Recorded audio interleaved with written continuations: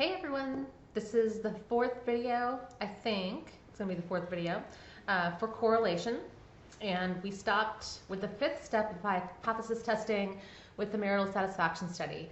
And I showed you this really scary equation, which really isn't scary at all. So this is the calculation for R, right here. So I'm going to give you a moment to write this down.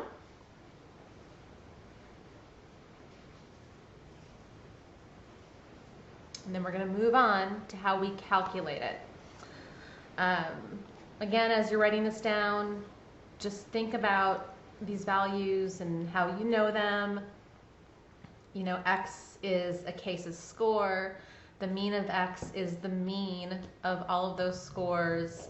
You know, SS is the sum of square deviation scores. So you know this. So the way that we find this is by creating a table that's an extension of the data that we've collected.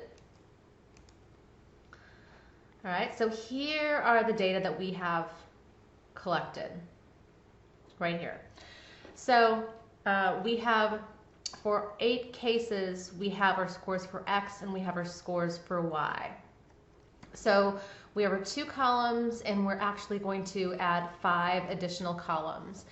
And what you see is that these 3 columns over here, 5, 6, and 7, I've put some calculations down here, some sums.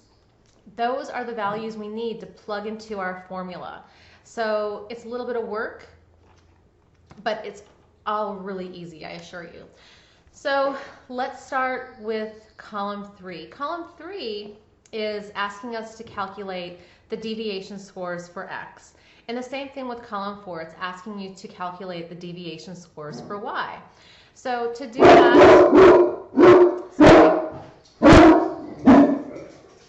sorry. So to do that, you need to have your mean of X and your mean of Y. So for X, you need to have 8 minus 25 is minus 17. 15 minus 25 is minus 10. 22 minus 25 is minus 3, so on and so forth. You do the same thing for the deviation scores for Y.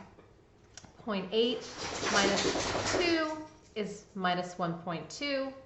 2 minus 2 is 0.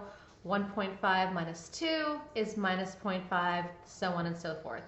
So that's what you do there. That's all you do in those 2 columns. What you then do is take the cross product of these 2 columns to find your values right here. So you're going to multiply the deviation scores of X by the deviation scores of Y. Minus 17 times minus 1.2 is 20.4. Minus 10 times 0 is 0. Minus 3 times minus 0.5 is 1.2. 6 times 0.3 is 1.8. 10 times negative 0.5 is minus 5. So after we do that, we have these values here, and then we're going to sum them. And the sum of the cross products ends up being 52.70. So let me flip back to the previous slide, that formula. What we've just done is calculated the numerator of our statistic. That's what we've done. The sum of the cross product of those deviation scores. So to get this value, you first had to find the deviation scores for X, the deviation scores for Y, multiply them, and then sum those up. That is your numerator. Super easy, right? So to get the denominator, what we're going to do is take the deviation scores squared for both X and Y. So deviation squared for X is simply taking X minus the mean of X, which we have in column 3, minus 17 squared is 289. Minus 10 squared is 100. Minus 3 squared is 9. And we continue to do that. And then we sum those square deviation scores. So we have the sums of the square deviation scores for x as 924. Next, we're going to take the sums of the square deviation scores for y. We already have the deviation scores, so we just have to square them. Minus 1.2 squared is 1.44. 0 squared is 0. Minus 0.5 is 0.25. So on and so forth. We sum the square deviation scores. So the sum of the square deviation scores for y is 5.18. So now we have these two values. Those are the values for our denominator. Sums of square for x and sums of square for y. So now we can plug everything in.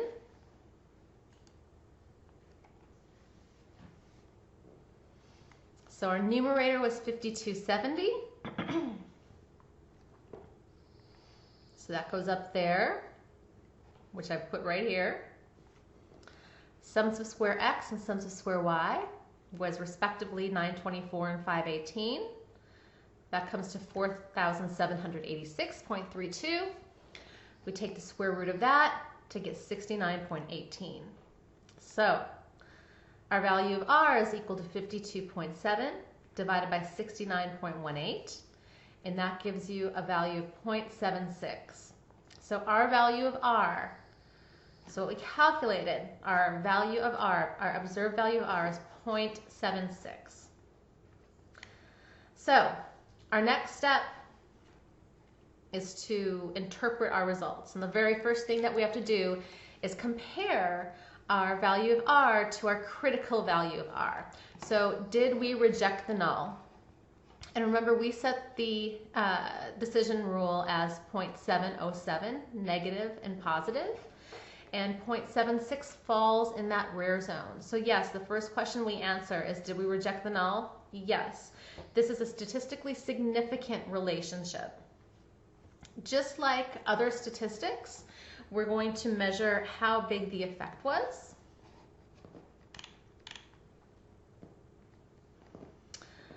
And we're going to do that with something called r squared. Super easy. It's the coefficient of determination. And the coefficient of determination is simply found by taking your value of r and squaring it to find a percentage. So in this case, if our value of r is 0.76, we square that, so it's 57.76%. And we interpret that with the rule of small, medium, and large effect size. This tells us we have a large effect size. Yeah, so we have a large effect. So we have found that there's a statistically significant relationship between marital satisfaction, gender role flexibility. This is a large effect, and now we're going to report this in APA style. So to do this in APA style, our statistical sentence, as I like to call it, is r for 6 degrees of freedom is equal to 0.76. And we rejected the null at 0.05. So our p-value was less than 0.05.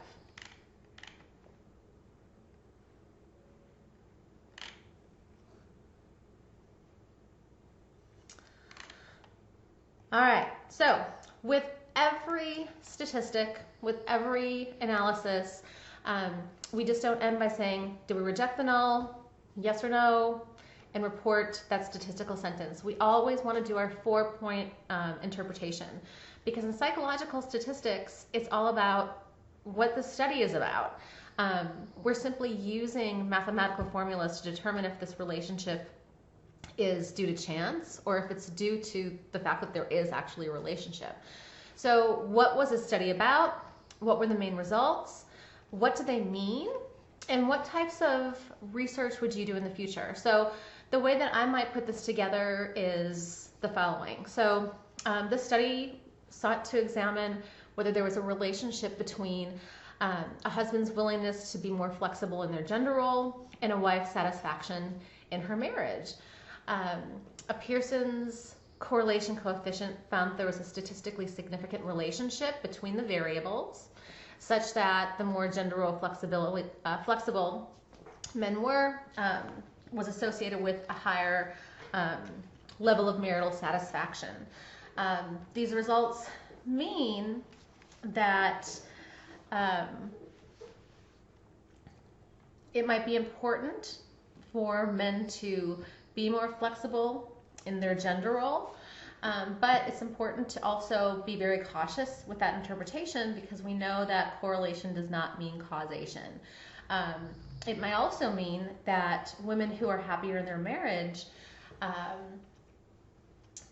promote men to behave in such ways to take on more womanly roles, right? So it could be this bidirectional type of relationship. So what might we do in the future? Well, this particular study looked at males' gender roles flexibility and females' marital satisfaction. So what I would propose is to do the opposite. See if there's a relationship between a woman's willingness to be more flexible in her gender role, see if she's willing to do more masculine types of things in a marriage, and see if there's a relationship then with a husband's satisfaction in that marriage. That might be something you might want to do in the future. So within that interpretation, you always want to put your statistics. So always put that APA statistical sentence, the R with 6 degrees of freedom is equal to 0.76, P is less than 0.05. You might also want to throw some descriptive statistics in there, provide the mean and the standard deviation for marital satisfaction, as well as gender role flexibility. The point is that you want to interpret the results, talk about what they mean, because that's what we do in psychological research. We take human behavior, we reduce it to a number, and then that we use that number to bring it back to life. And that's what we're doing with this interpretation, and that's what's really important. So that is correlation. The next thing that we're going to be talking about is regression, which is very similar to correlation. It's slightly different. I think it really has a few more enhancements that we'll talk about later. But as far as correlation goes, this is pretty straightforward. If you've got any questions, as always, contact me at asikorsky@tamit.edu. You guys take care.